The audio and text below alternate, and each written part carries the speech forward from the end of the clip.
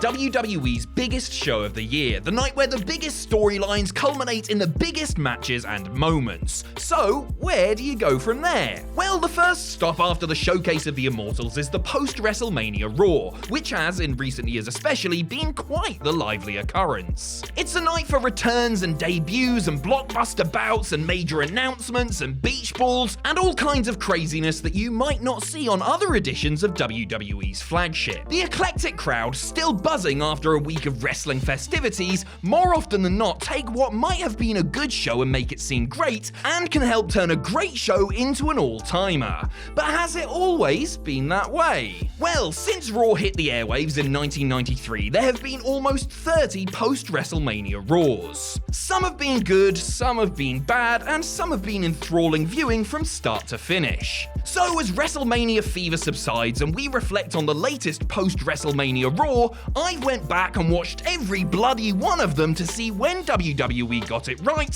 when they got it wrong, and where I can insert a cheeky knob joke or two. I'm Adam Pacitti from Cultaholic Wrestling, and this is every Raw after WrestleMania ranked from worst to best. Join us. Number 29, 2020.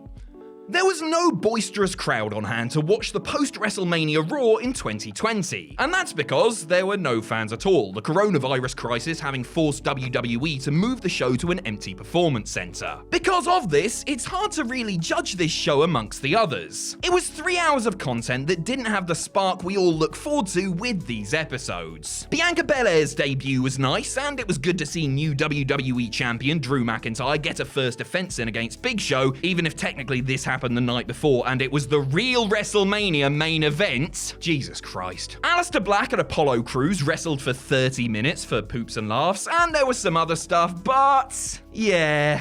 Everyone worked hard, and credit must go to WWE for making the best of a bad, unprecedented situation, but this wasn't great and served to highlight how vital audience participation is to wrestling's enjoyment. Number 28, 2021.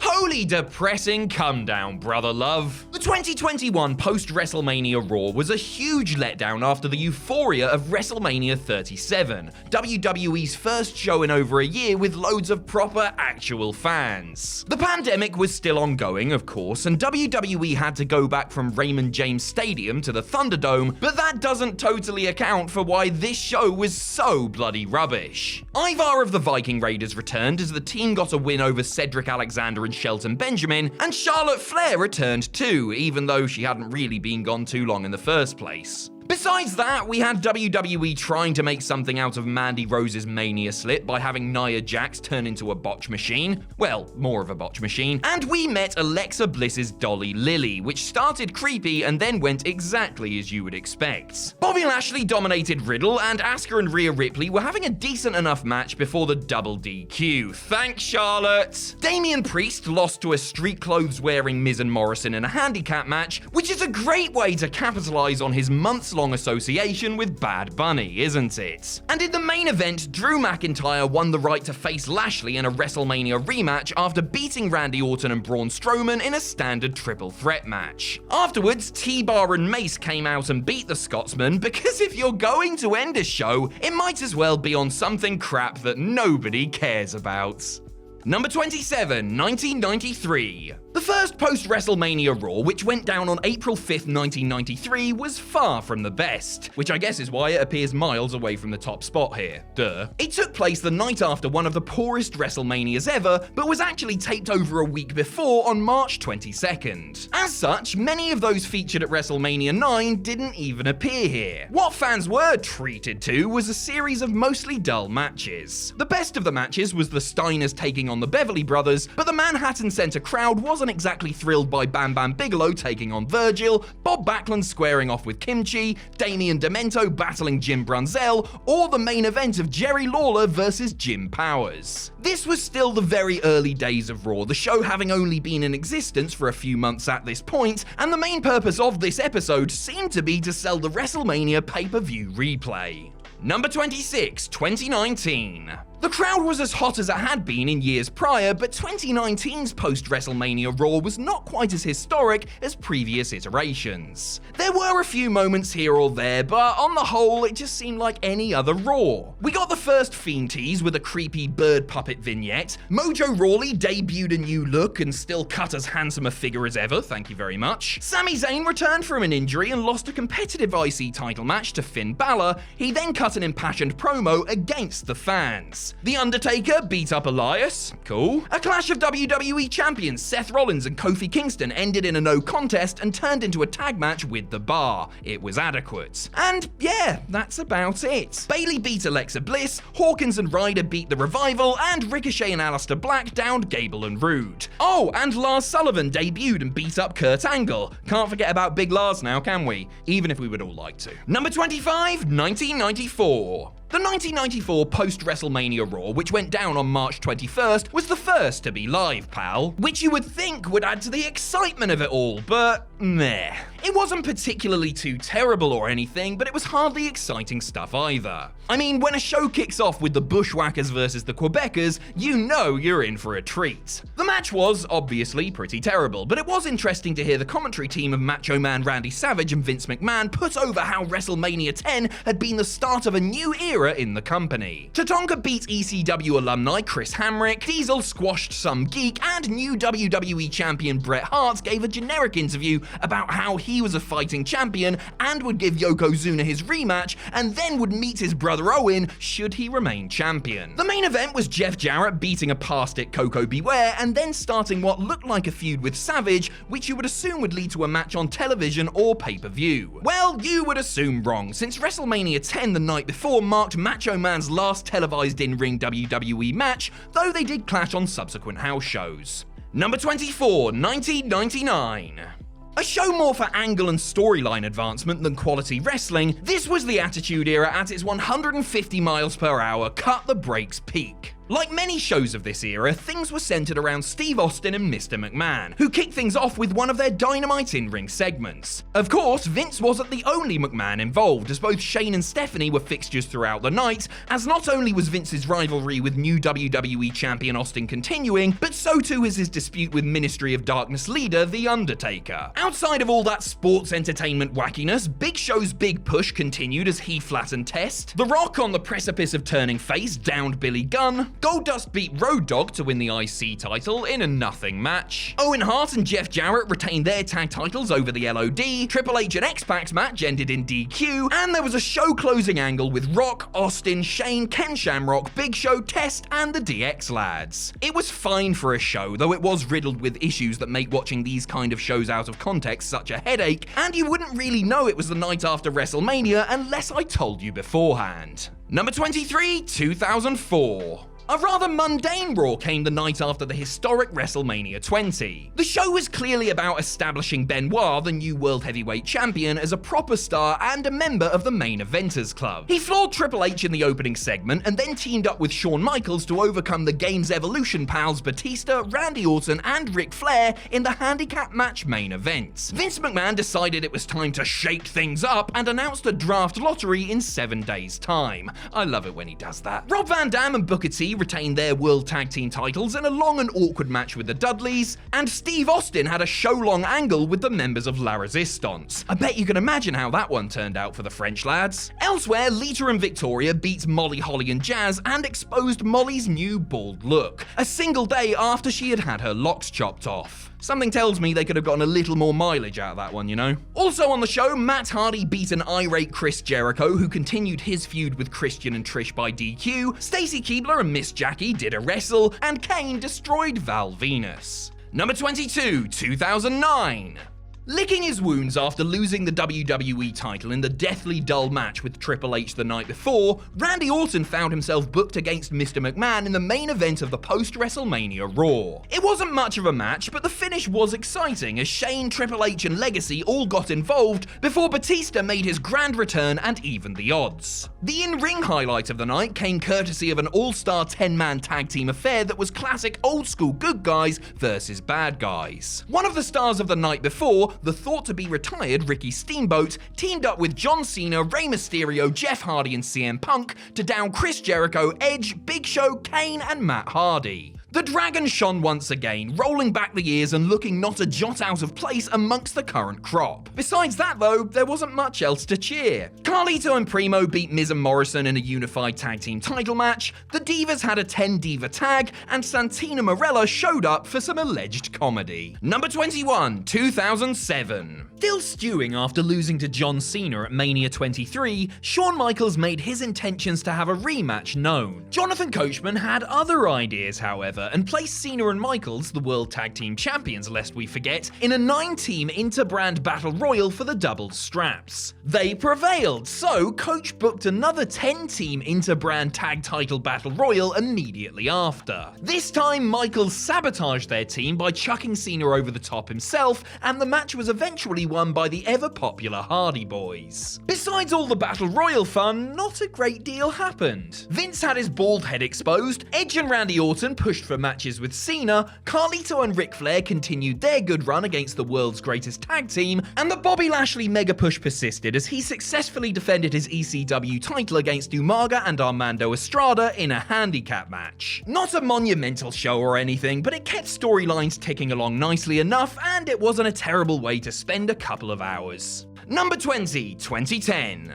2 years after retiring his idol at the granddaddy of them all, Shawn Michaels suffered the same fate and was forced to call it a day after he was beaten by The Undertaker in another WrestleMania classic. Like Flair before him, WWE felt it was only right to give the spotlight to one of the best ever, and so Michaels was afforded time to address the WWE Universe and put a bow on what had been a stellar Hall of Fame career. It wasn't quite the emotional rollercoaster of Flair's goodbye, but it was still special and a fine segment to end the night on. The show began with a great Batista and John Cena promo, which ended with Jack Swagger teasing a Money in the Bank cash-in, and segued into a tag team match also featuring Randy Orton later on. Speaking of tags, there was a 10-diva tag match, and the Hart Dynasty beating Showmiz by countout. Sheamus carried on targeting Triple H, and Christian won a Legends Lumberjack match against Ted DiBiase Jr. A Legends Lumberjack match, and yet no sight of a certain real man's man? Disgraceful. Number 19, 1995. The 1995 post-WrestleMania Raw was the first to be used as a springboard for new angles and seemed more like a season premiere than the 2 previous years. After their WWE title match the previous night, Shawn Michaels accepted the offer of a rematch from Diesel, but was then laid out by Sid, who stepped in as challenger instead. Supposedly, there were some backstage creative differences when it came to whether or not to turn HBK face, and some say he simply lost his smile, as he was prone to do, and needed some time off. Either way, it was a good cliffhanger of an ending and capped off a very enjoyable show overall. In the show's highlight, Alundra Blaze captured the women's title from Bull Nakano in a blistering sprint of a match, and was then attacked by who we would come to know as Bertha Faye, making her WWE debut. Hakushi and Bob Holly had a decent match, and the allied powers of Lex Luger and Davey Boy Smith continued to gain momentum with a win over Well Done. Number 18, 2006. The post-WrestleMania 22 Raw wasn't exactly the start of a new era or anything, it was more a continuation of it. The previous evening had cemented John Cena as the new face of the company as he overcame Triple H in an epic main event. Their battle raged on the next night on Raw, but grew to include the red-hot Rated R Superstar. In the show closer, Edge and Triple H teamed up to beat Cena in a handicap match. The rest of the show was action-packed and produced many talking points, such as the Spirit Squad defeating Kane and Big Show to win the World Tag Team titles,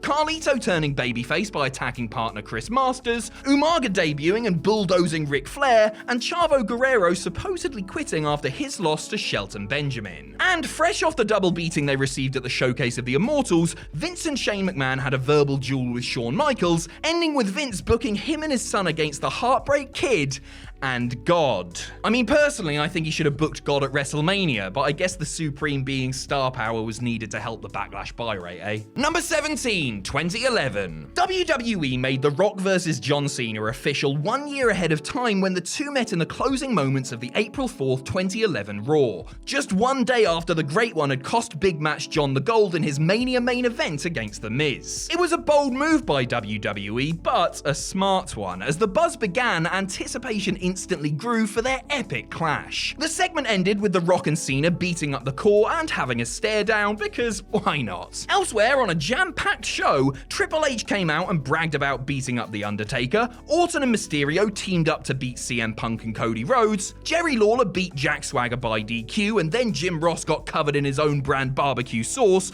because there's never a bad time to rib good old JR. Steve Austin made an appearance, with Alex Riley the designated stunner victim on this occasion. Trish Stratus teamed with John Morrison to beat Dolph Ziggler and Vicky Guerrero, and Sheamus defended his US title against Daniel Bryan before being chased off by a debuting Sin Cara. Let the botching begin, baby! Number 16, 2003. The Raw following WrestleMania 19 saw the main event scene get a much-needed shot in the arm. With Steve Austin retiring against The Rock the night before, Raw GM Eric Bischoff kicked off the show by firing the Texas Rattlesnake. And ending the show was Goldberg making his WWE debut and ruining Rock Appreciation Night by spearing the most electrifying man in sports entertainment. Everyone saw it coming a mile away, but it didn't make it any less awesome. Remember when we were happy to see Goldberg in a WWE ring? Those were the days. Sandwiched in the middle of Austin's departure and Goldberg's arrival was some stuff that ranged from deathly boring to mildly exciting. Triple H beat the Hurricane, who had been on quite a roll up to that point. Triple H, Booker T, Chris Jericho, Ric Flair and Shawn Michaels had a skirmish. Trish Stratus and Jeff Hardy continued their brief, jarring romance. Scott Steiner reminded everyone that he was employed by squashing Chris Nowinski. And the unlikely duo of Rob Van Dam and Kane captured the tag team titles in a so-so triple threat with Chief Morley and Lance Storm and the Dudley Boys. Number 15, 2005. Another post-WrestleMania Raw, another new era in the company. This time it was Batista who was being entrusted to pull the wagon, and while the show should have been all about the new World Heavyweight Champion, he didn't actually show up until the broadcast was almost over. In the main event, Batista beat Randy Orton in a short match designed to excuse the Legend Killer while he underwent shoulder surgery. Triple H, the man who lost to the Animal at Mania, opened the show by whinging and setting up the rematch at Backlash. Muhammad Hassan and Daivari convincingly beat down Shawn Michaels. Steve Austin interacted with Simon, Dean and Maven in a surprisingly funny segment that really warrants a rewatch. Guess how that ended up for the fitness freaks? Trish Stratus beat up Christy Hemme and the injured Lita. As far as the matches, there were only two others outside of the main event, but they were both quality. Shelton Benjamin retained the Intercontinental title over Jericho and Christian, while Benoit beat Edge in a long, hard-fought match. The Money in the Bank winner took the loss in his stride, naturally. Number 14, 2000. WrestleMania 2000 disappointed many because despite being a star-studded affair, it only featured one singles match, and that was the Cat against Terry Runnels for tit's sake, and ended on a dour note with Triple H retaining the WWE title. Mr. McMahon, who had turned heel on The Rock the night before, started the show with a masterful promo that also involved Shane, Stephanie, and Triple H. Speaking of turns, Chyna turned on Chris Jericho in the first match of the night, costing him the European title by siding with former enemy Eddie Guerrero. This was Y2J's first defense after winning the title 24 hours earlier, so it might seem like a pointless reign, but it did give us the Eddie-Chyna pairing and the birth of slimy Latino heat, so it's fine in my book. Chris Benoit had more luck defending the title he won the night before as he beat Taz to retain the IC gold. And in a bid to rectify the botched ending of the WrestleMania Hardcore title match, Crash Holly beats Cousin Hardcore to regain the disheveled strap. Big Show debuted his fun babyface persona by busting a move with Rikishi and Too Cool, while new tag team champions Edge and Christian showed shades of the cocky heels they would soon morph into. And in the main event, The Rock beat Shane McMahon in a match that featured all of the sports entertainment shenanigans you would imagine and had the crowd on the edge of their seats throughout. Number 13, 2018.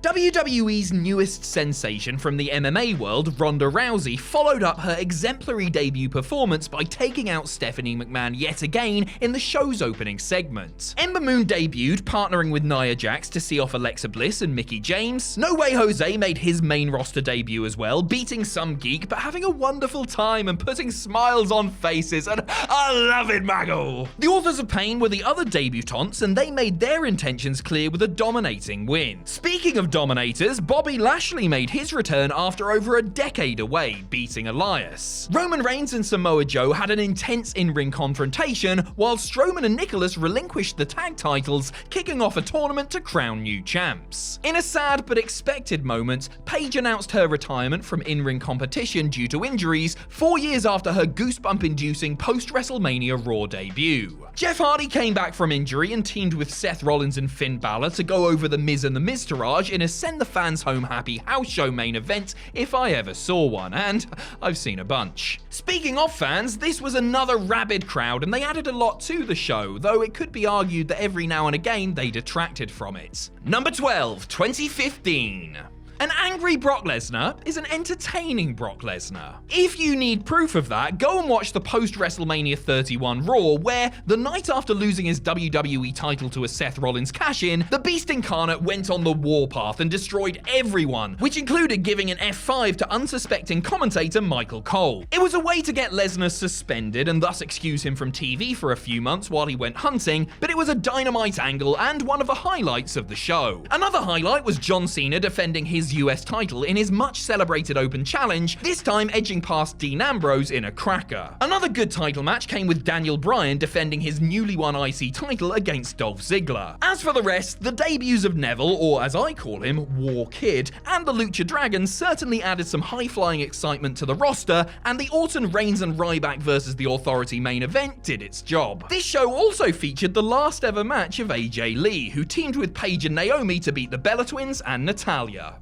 Number 11, 1997. The night after WrestleMania 13 was all about Bret Hart. The Hitman, who had beaten Stone Cold Steve Austin in a classic during which he turned heel the night before, interrupted the first bout of the evening, a European title match contest between Owen Hart and the British Bulldog. Speaking to his baby brother and brother-in-law as they were about to deck each other at the end of what had been a scrap that was chugging on nicely to that point, Bret united them all in his vendetta against America, sowing the seeds for the Hart Foundation reformation and kicking off the hottest angle of the year. Bret's opponent from the night before was also on hand to cut an impassioned interview, furthering his beef with the excellence of execution. And in the main event, Bret fought to a disqualification with Rocky Maivia over the Intercontinental title, with Owen, Davey Boy, Austin and the Legion of Doom all running in for a big schmoz to end it. Elsewhere, the only things of note were a Paul Bearer promo that bled into an angle with Undertaker, Mankind and Sid, and a snoozer of a match between Triple H and Goldust. Number 10, 2008. The March 31st, 2008 edition of Raw wasn't about wrestling. It wasn't even about storylines or angles or setting up the next pay-per-view. The March 31st, 2008 edition of Raw was all about honoring one of the greatest of all time, as Ric Flair got his magical send-off after his retirement match loss to Shawn Michaels the night before. The Nature Boy was a wreck as he said goodbye to a legendary career inside the squared circle, those tears flowing more and more as friends, family, and those important to his life and career were brought out to pay their respects. This was the main reason to watch the show, and it remains one of the classiest things that WWE have ever put on air. Yes, even classier than Dr. Heine. The other stuff was of little consequence in comparison, but there was still some goodness to be found. Randy Orton had a good match with Matt Hardy, Crime Time beat Cade and Murdoch, London and Kendrick beat Rhodes and Holly, Chris Jericho defended the IC title against CM Punk in a short match, and Big Show and Khali had their inevitable face-off. We never got Andre the Giant squaring up to Giant Gonzalez, so this had to do.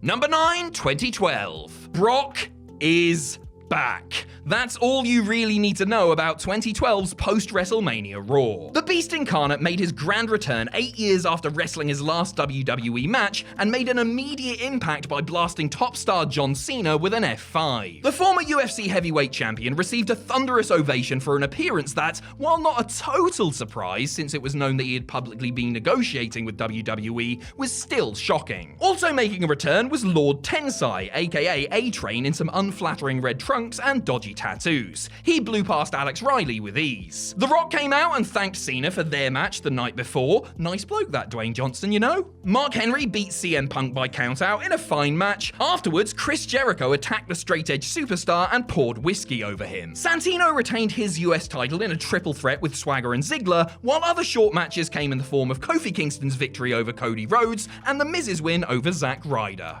Number 8, 2002. Nostalgia rules, brother, as Hulk Hogan cemented himself as the most popular star in the industry once more after his iconic match with The Rock at WrestleMania. The Hulkster received an absolutely insane ovation from the Canadian crowd the day after his loss to the Brahma Bull, the two men teaming up for the main event of Raw as they took on Hogan's former stablemates, the Outsiders, a match that was set up with a long and entertaining promo. In other major happenings, Linda McMahon announced the long-rumored draft would take place a week later as co-owners Mr. McMahon and Ric Flair continued their rivalry ahead of the brand split. This is also the show that Brock Lesnar made his WWE debut on, running in to wreck everyone involved in the hardcore title bout. The next big thing had arrived. Someone who didn't arrive was Steve Austin, who was burning out fast behind the scenes and was still stewing over his Mania match with Scott Hall, deciding to sit this one out. Another major star who felt more like an afterthought was new undisputed champion Triple H, who cut a boring babyface promo and had some verbal exchanges with Jericho and Stephanie. As far as the rest of the action, matches like RVD vs Christian for the IC title, Lita vs Trish, Edge and Kane vs Booker and Angle, and Billy and Chuck vs the Dudleys for the tag titles, complete with Stacy Keibler being put through a table, were all rushed but otherwise perfectly fine for what they were.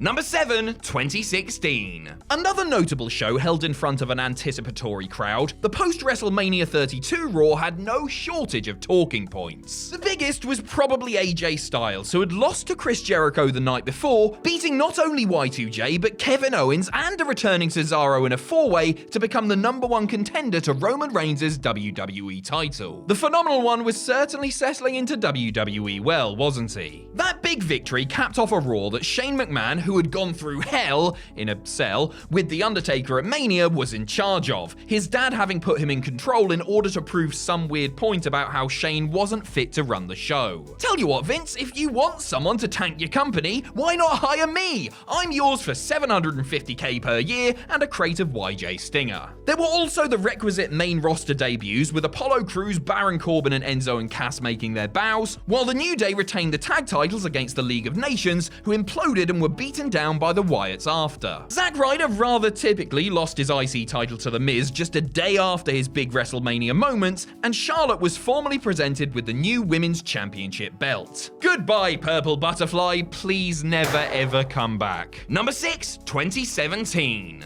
The crowds the night after WrestleMania can be, shall we say, a bit of a handful. We can also say they're sometimes entitled, distracting wankers, but I digress. Providing a masterclass in how to deal with unruly punters, Roman Reigns, fresh off beating The Undertaker the night before, strode out and absorbed everything that the mob had to give him, soaking it all in for minutes before simply telling everyone that the ring was his yard now and walking off. Textbook. That was followed up with the Hardys retaining their tag titles against former champs the Good Brothers, and Neville beating Mustafa Ali in a pair of good matches. I'm sure the king of the cruiserweights was just thrilled with all the beach ball fun the crowd was having. After that, Vince McMahon announced that recent Hall of Fame inductee Kurt Angle would be the new general manager of Raw after a funny Teddy Long tease. NXT stalwarts The Revival made their debuts and Shatter machined the New Day, and the short and long-term builds for Universal Champion Brock Lesnar began as matches with Reigns and Braun Strowman were built. Sheamus and Cesaro became number 1 contenders to the tag titles, while Sami Zayn hindered Jinder, and finally, Finn Balor made his return from injury to team with Seth Rollins against Samoa Joe and Kevin Owens. Number 5, 2013.